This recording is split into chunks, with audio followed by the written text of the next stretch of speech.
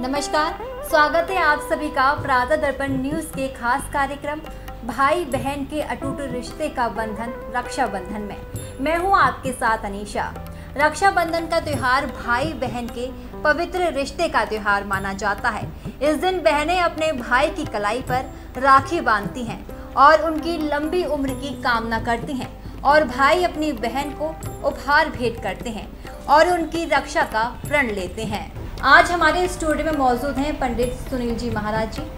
पंडित जी का मैं अपने स्टूडियो में स्वागत करना चाहूँगी। पंडित जी, आपका बहुत बहुत स्वागत है हमारे स्टूडियो में। पंडित जी, मैं चाहूँगी सबसे पहले आप हमारे दर्शकों को अपना परिचय दें। मैं आचार्य सुनील कृष्ण मुदगल, आगरा में निवास स्थान मेरा बना हुआ है। श्रीमद् भागवत कथा के क्षेत्र में तकरीबन 18 साल से मैं सेवा दे रहा हूँ। श्रीमद् भागवत कथा, राम कथा एवं ज्योतिष के कार्य को भी मैं देख रहा हूँ।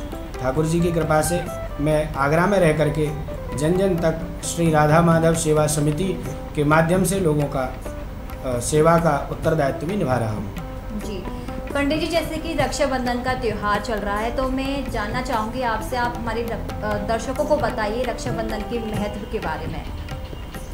रक्षाबंधन एक विशेष पर्व है जो कि बड़ा बहन भाइयों के लिए विशेष उत्सव के रूप में मनाया जाता है। भाई की कलाई पर बहनें रक्षा सूत्र बांधती हैं, मूली बांधती हैं और मूली बांध करके भाई की लंबी उम्र की कामना करती हैं और भाई बहन की रक्षा के लिए विशेष संकल्प लेते हैं। इस त्यौहार को राखी का त्यौहार माना जाता है। जी, रक्षाबंधन का त्यौहार माना जाता है, लेकिन मैं जानना चाहूँगी कि रक्षाबंधन की जो शुरुआत है वो कब हुई और कैसे हुई? क्यों रक्षाबंधन का त्यौहार मनाया जाता है? श्रीमद् भागवत महापुराण के अंतराल में एक बहुत सुंदर कथा आती है, राजा बलि की कथा। जब राजा बलि ने त्रिलोकी को अपने कब्जे में कर लिया जी, तो भगवान को वामन का रूप धारण करना पड़ा। भगवान वामन के रूप में प्रकट होकर के आए और राजा बलि के यहाँ पर त्रिलोकी को बलि से वापस लेने के लिए गए। त्रिलोकी को भगवान ने वापस ले लिया, लेकिन बलि ने भगवान से ये वचन मांगा कि भगवान, आज के बाद आप हमारे दरवाजे पर रह करके मुझे दर्शन देंगे, मेरा कल्याण करेंगे। तो वहाँ पर तब से भगवान राजा बलि के दरवाजे पर एक द्वारपाल बन करके रक्षा करने लगे और वहीं पर बलि को दर्शन देने लगे। लेकिन माँ भगवती लक्ष्मी को भगवान की आवश्यकता है, क्योंकि लक्ष्मी नारायण के बिना कभी रह नहीं सकती है और पत्नी एक पति के बिना कैसे रहे, इस कामना को लेकर के माँ भगवती लक्ष्मी बलि के दरवाजे पर वेश बदल करके अपने पति को प्राप्त करने के लिए गई और जाकर के बलि के हाथ पर सूती कलावे से रक्षा सूत्र बांधा। चूँकि शास्त्रों में ऐसा कहा जाता है कि राक्षस प्रवृत्ति वाले लोग होते हैं वो किसी को बहन नहीं मानते हैं, अतः ये पवित्र बंधन है और लक्ष्मी को कोई अपना बहन नहीं बनाता है। लक्ष्मी जो है सब लक्ष्मी के पति बनना चाहते हैं, लक्ष्मी को कोई बहन बनाना नहीं चाहता है ना। इस कारण से माँ भगवती लक्ष्मी राजा बलि के दरवाजे पर जाकर के रक्षा सूत्र बांधा और अपने पति नारायण को इस रक्षा सूत्र के माध्यम से ही दक्षिणा स्वरूप जो भाई देता है बहन को, उस दक्षिणा स्वरूप में माँ भगवती लक्ष्मी ने अपने पति को वापस मांगा है। और यहीं से परंपरा, यहाँ पर एक बहुत सुंदर एक श्लोक आता है, एन बद्धो बलि राजा दानवेंद्रो महाबल तेन त्वाम प्रतिबध्नामि रक्षे माचल माचल। हाथ में रक्षा सूत्र बांधा माँ भगवती लक्ष्मी ने और कहा, हे राजा बलि, एन बद्धो बलि राजा दानवेंद्रो महाबल, हे राजा बलि तुम दानियों में महाबली हो, तुम देने में बड़े निपुण हो, तुमने सर्वस्व सब कुछ दिया, दान दिया, बहुतों को दान दिया, लेकिन आज मैं तुम्हारी बहन बन करके आई हूँ और आज तुमसे कुछ मांगना चाहती हूँ तुम्हारे कल्याण के लिए। क्योंकि तुम्हारे कोई बहन नहीं है, इसलिए तुम्हारे कल्याण के लिए मैं तुम्हारे हाथ पर रक्षा सूत्र बांध रही हूँ। और यहीं से प्रारंभ होता है ये भाई बहन का त्यौहार, राखी का त्यौहार। तो मतलब जो राखी का महत्व है, भाई की कलाई पर धागा जो बांधा जाता है, तो राखी के रूप में हम किस प्रकार से राखी हमें जो है बांधनी चाहिए? क्योंकि कहा जाता है कि चंदन की राखी बहुत शुभ मानी जाती है, इसके लिए तो आप क्या कहना चाहेंगे? मैं यही कहना चाहूँगा, वैसे ऐसा नहीं है कि केवल चंदन की ही राखी। राखी का शब्द तो अब आया है, पहले मूली शब्द है, जी, रक्षा सूत्र शब्द है ना। रक्षा सूत्र के रूप में हमें केवल सूती कलावा लेकर के बांधना चाहिए। वही रक्षा सूत्र लेकिन का आजकल प्राविधान होता है। जी, आजकल देखा जाता है कि बहुत तरह तरह की राखियां जो हाँ, है उसके लिए मैं आपको बांधी बताना जाती चाहूँगा हैं। कि चंदन की हो अति शुभ है, लेकिन चंदन के साथ में अगर हल्दी, सुपारी, चावल पीले कपड़े में बांध करके अगर भाई की राखी के रूप में इसको बांधा जाए तो ये सबसे उत्तम मानी गई है। अच्छा, मतलब हल्दी और चावल के साथ अगर हम बांधें तो जी, बहुत ज़्यादा शुभ बहुत ज़्यादा शुभ मानी गई है। चावल, हल्दी, सुपारी ये सब जो है पीले कपड़े में बांध करके भाई के हाथ पर बांधी जाए तो इस वर्ष इसका विशेष योग माना गया है और विशेष इसका जो है फल भी है। जी, तो लेकिन पंडित जी एक मान्यता और है कि जब कृष्ण जी के हाथ में चोट लग गई थी तो द्रौपदी ने कृष्ण जी के हाथ पर अपनी साड़ी का जो टुकड़ा है फाड़कर बांधा था, तो इस बारे में विस्तार से हमारे दर्शकों को बताइए कि वो क्या मान्यता है।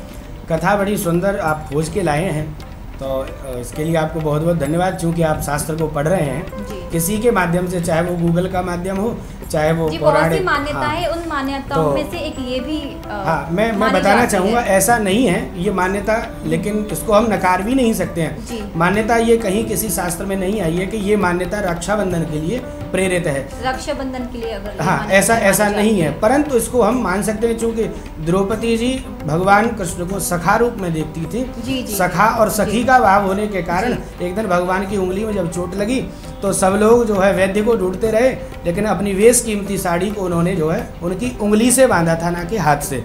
इसलिए जी, इस जी। त्योहार को हम रक्षाबंधन से कदापि नहीं जोड़ सकते हैं, परंतु एक सखा सखी के भाव से इसको हम जोड़ जोड़ा सकते जा हैं। सकता जी। है। ये मान्यताएं होती हैं लेकिन ये रक्षाबंधन से रिलेटेड नहीं है। नहीं।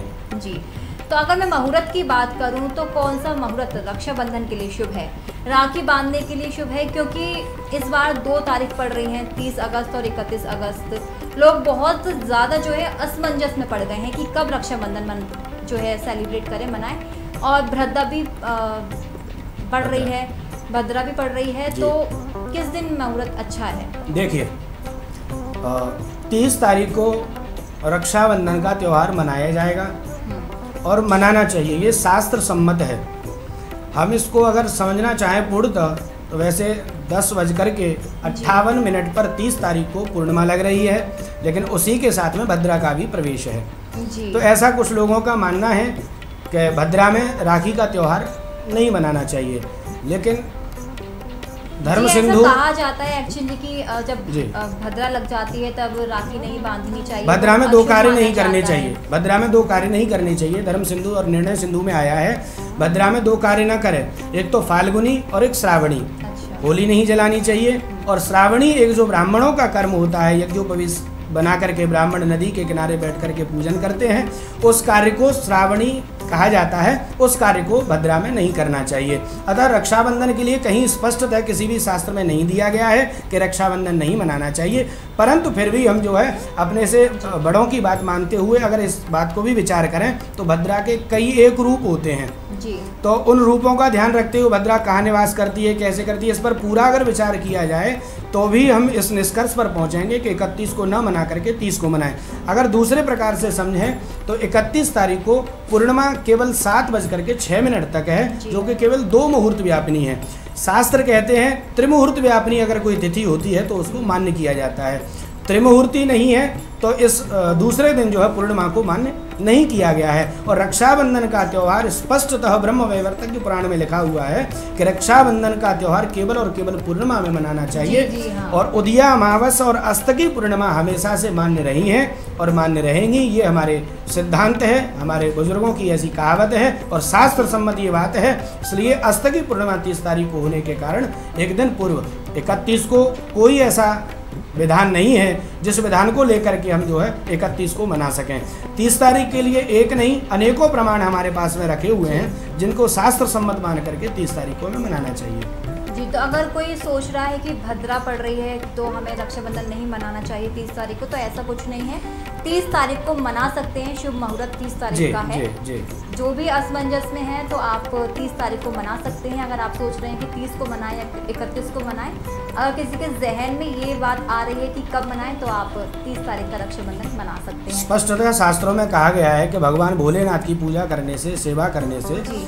कोई भी कार्य अगर भद्रा में हमें अगर करना है तो भोलेनाथ की पूजा करो और जो है उस कार्य को हम कर सकते हैं। भद्रा का दोष नहीं लगेगा। भद्रा के 12 नाम हैं, उन 12 नामों का आप उच्चारण कर सकते हैं और भद्रा के 12 नाम लेकर के अगर हम कोई भी कार्य करें तो भद्रा चाहे पृथ्वी पे हो, चाहे पाताल में हो, चाहे स्वर्ग में हो, भद्रा का हमारे ऊपर कोई प्रभाव नहीं रहता है। इसलिए हमें ढेर सारे शास्त्र सम्मत होकर के और 30 तारीख को ही अपने इस त्यौहार को मनाना चाहिए।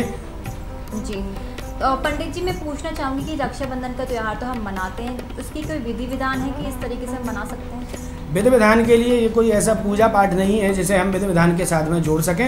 ये पूजा पाठ का त्यौहार नहीं, ये केवल भाई बहन के स्नेह का और प्रेम का त्यौहार है। इसलिए इसमें कोई हमें ऐसी पूजा पाठ, विशेष पूजा की कोई आवश्यकता नहीं है। जी, तो हम कैसे भी मतलब जो है मना सकते हैं, कोई विधि विधान या पूजा का इसमें कोई विधि विधान की आवश्यकता नहीं, कोई पूजा की ऐसी आवश्यकता नहीं। ये स्नेह का और एक प्रेम का प्रतीक है रक्षाबंधन। इसलिए हमें इसको प्यार का ही त्यौहार होता है, हर्ष उल्लास के साथ में 30 तारीख से पूर्णतः इसको मनाना चाहिए, शास्त्र सम्मत होकर। पंडित जी आपका बहुत बहुत शुक्रिया, आपने अपना कीमती वक्त निकाल कर हमारे स्टूडियो में आए और रक्षाबंधन से संबंधित महत्वपूर्ण जानकारी हमारे दर्शकों को दी। आपका बहुत बहुत शुक्रिया। दोस्तों, आज हमने अपने कार्यक्रम के माध्यम से आपको जानकारी दी रक्षाबंधन के त्यौहार की शुरुआत कैसे हुई, क्यों रक्षाबंधन का त्यौहार मनाया जाता है और कौन सा मुहूर्त जो है अच्छा है इस बार रक्षाबंधन मनाने के लिए, ये भी हमने आपको बताया। आप सभी को प्रातः दर्पण न्यूज़ की तरफ से रक्षाबंधन की हार्दिक शुभकामनाएं। नमस्कार।